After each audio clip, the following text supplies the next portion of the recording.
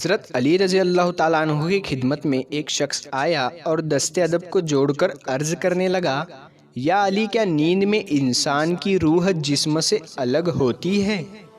بس اس شخص کا اتنا کہنا تھا تو شیر خدا حضرت علی رضی اللہ تعالیٰ عنہ نے ارشاد فرمایا، اے شخص، یاد رکھنا، انسان کی روح کے 3 حصے ہوتے ہیں۔ روح کا پہلا حصہ انسان کے وجود میں ہوتا ہے، اور روح کا دوسرا حصہ عالم ارواح میں آج بھی اپنے آپ کو دیکھتا رہتا ہے، اور تیسرا حصہ جب انسان سوتا ہے تو وہ اس کے جسم سے جدا ہو کے اللہ نے ایک عالم بنایا جو جنات اور انسان کے بیچ میں ہے، اسے عالم ولاف کہتے ہیں۔ اس عالم میں جو زندگی انسان گزارتا ہے، وہ زندگی سے کچھ دن پہلے جو مناظر اس زمین پہ ہونے ہوتے ہیں وہ جنات بھی دیکھ سکتے ہیں، اور وہ روح بھی۔ تبھی جو روح انسان سے الگ ہوتی ہے تو اس پہ جو الہام ہوتے ہیں اس کے ساتھ صداقت کی راہ ہوتی ہے، اور تبھی وہ نیند میں دیکھتا ہے، وہ کچھ ہی دنوں میں اس کے ساتھ ساتھ ہونے لگتا ہے۔ اور جو انسان بار بار گناہ کرتے رہتے ہیں، انسانوں پہ ظلم کرتے رہتے ہیں، تو اس کی روح اس کے جسم سے یا اس کے جسم میں قید ہونے لگتی ہے، اور وہ نیند میں بھی الگ نہیں ہوتی۔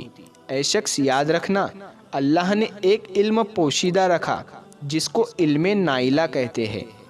جو انسان جتنا اللہ کے قریب ہوگا، یہ علم اتنا ہی اس میں سماتا جائے گا۔ جب یہ علم اپنے روج کو پہنچے گا تب انسان کا اپنے روح پہ اختیار آ جائے گا، اور وہ جب چاہے، جہاں چاہے، جیسے چاہے آ جا سکتا ہے، اور بغیر موجودگی کے سب کو دیکھ سکتا ہے اور سب کو دیکھ سکتا ہے۔ دوستو، اب ہم آپ کو بتاتے ہیں کہ حضرت علی نے فرمایا کہ مرد کی سب سے بڑی دولت کیا ہے۔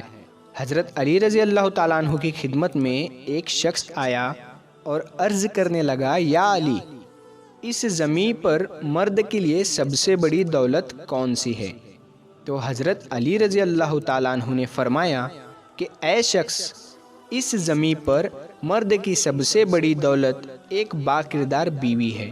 یاد رکھنا، انسان کے پاس کتنی بھی عزت ہو، دولت ہو، شہرت ہو، لیکن اگر اس کے گھر میں اس کی بیوی بد کردار ہو تو اس کی عزت، دولت، شہرت ہونے کے باوجود بھی دنیا اس انسان کے پیٹھ پیچھے ہنستی رہے گی، اور اس کی غیرت کا تماشا زمانے میں عام ہوگا۔